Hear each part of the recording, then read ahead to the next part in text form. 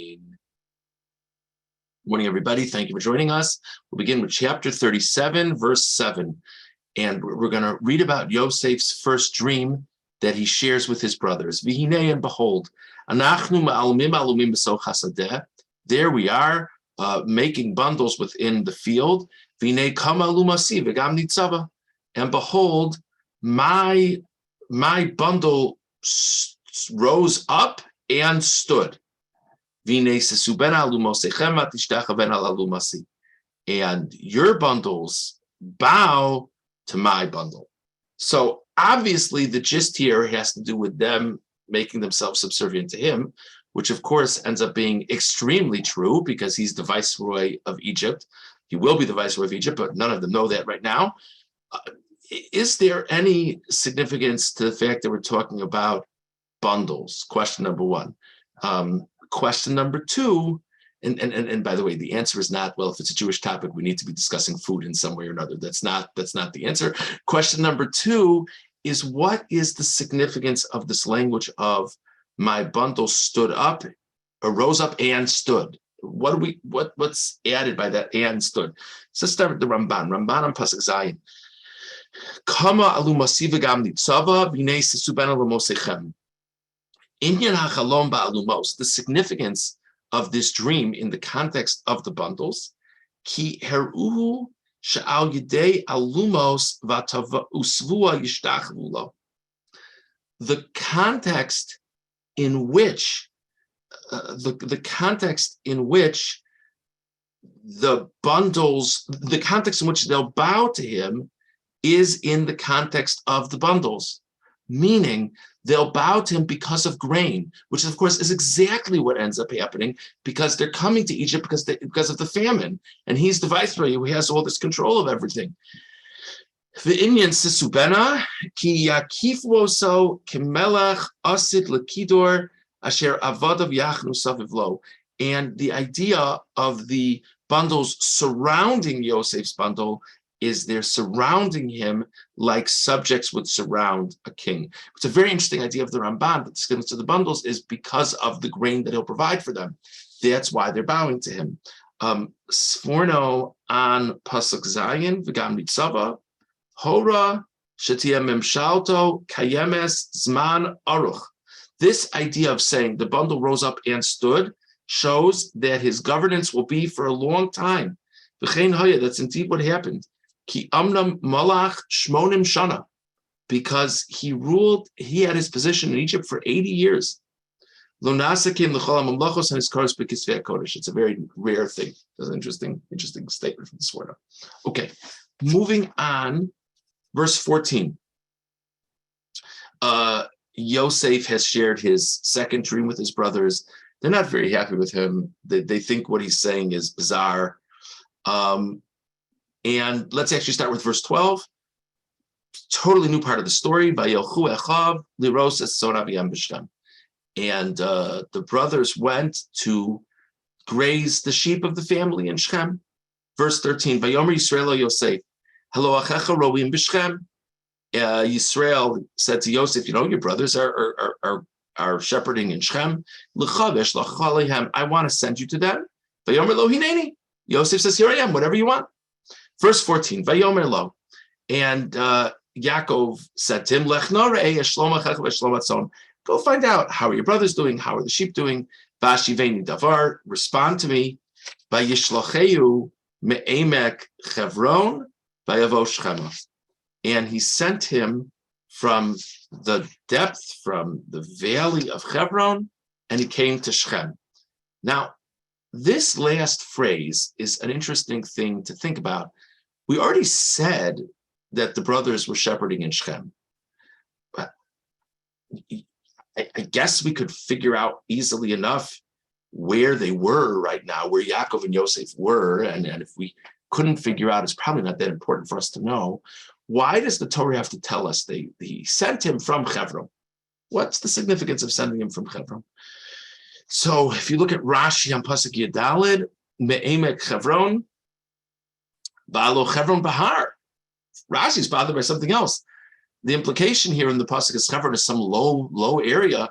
Rashi says Chevron's on a mountain. Shemar Vayaluba Negev Vayaboad Chevron. Elsewhere in the Torah, it talks about them going to Chevron. It says going up to Chevron.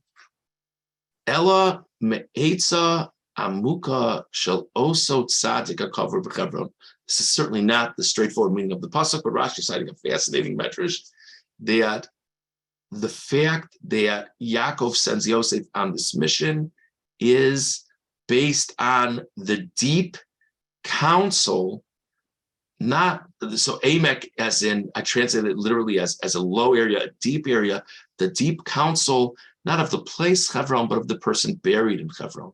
Who is buried in Chevron? Of course, Maras HaMachpelah, where the patriarchs and matriarchs were buried, is Chevron.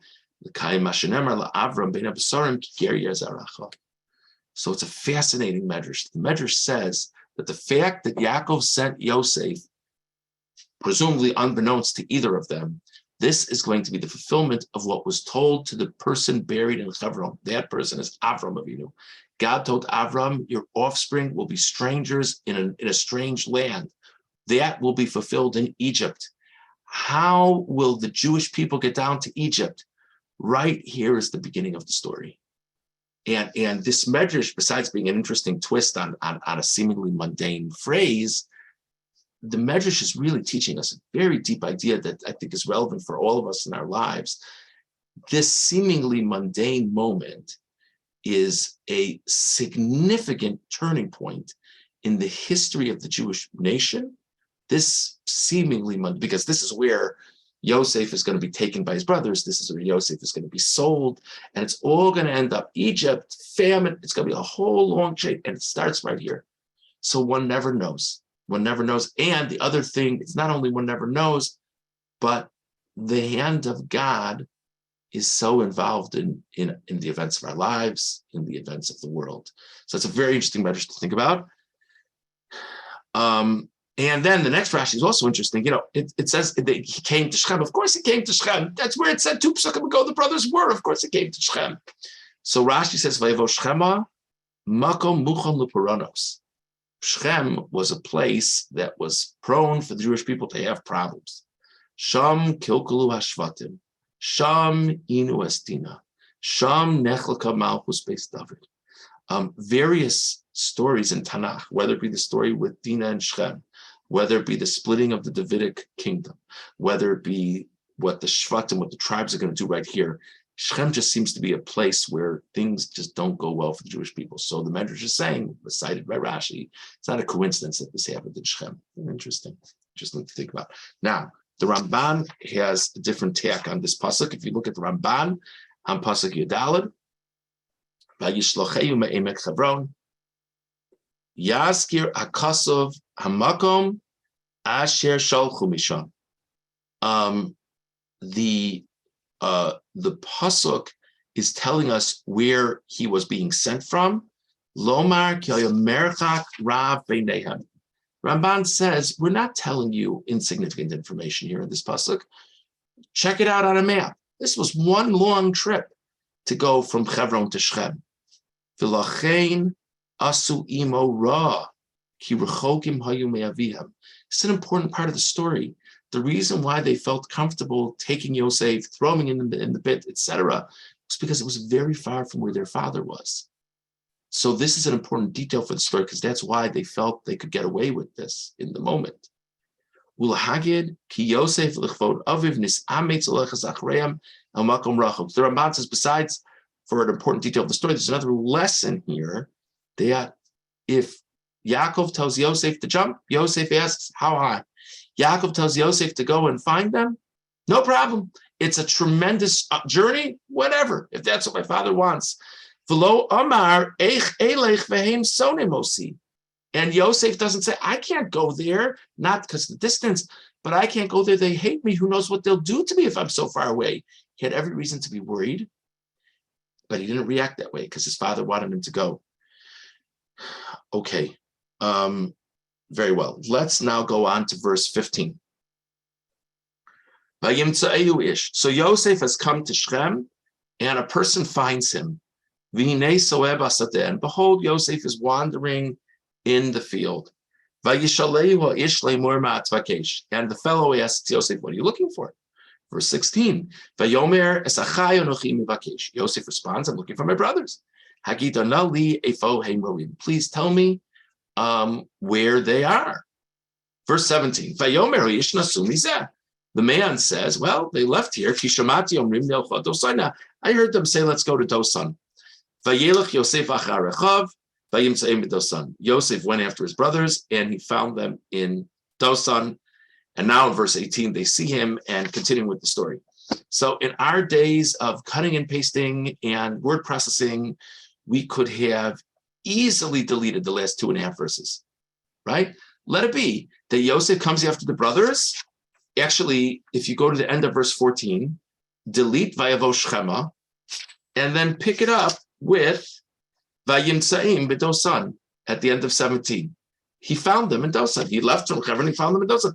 Who cares that someone saw Yosef and Yosef asked and he answered? Ramban on Pasuk Tesvav. Yomar ki utoa min haderech. Yosef had wandered from the path. V'lo hayodea ana yelech. He was lost. He didn't know where to go. V'nichnas basara, and he came into the field. So he went into the field because he's looking for an area that they're grazing anyway. He really doesn't know where he is. He really doesn't know how to find them. But maybe he'll be fortunate. Maybe this is the field they're grazing in, or near the field they're grazing in. So that's why it says he was wandering in the field. V'yarech hakasuv baseh. And the Torah goes to great length. The fellow sees him, the fellow asks him, etc. L'hagid kisibos rabos boelav. The first point the Ramban makes is Yosef had every excuse to turn around and give up on the mission. I tried, couldn't find him, Dad. I'm coming back home. And again, remember the background of all this is that they don't like him very much, and this is a long distance from his father. This is going to be dangerous for him. But if his father asked him, he's going to do his best. And it's teaching us something else. If God decrees something, it's going to happen.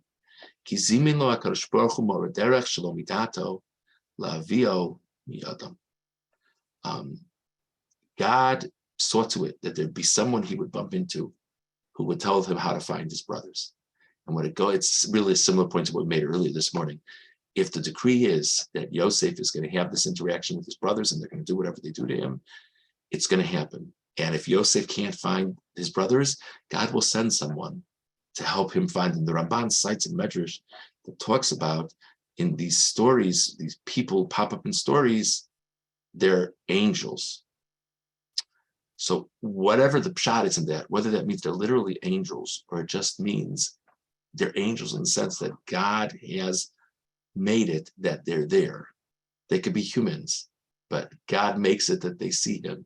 God makes it that he gives instructions. So again, in such a chilling story, such a frightening story, such an essential story for the future of the Jewish people, these moments, it's a fascinating thing to think about that.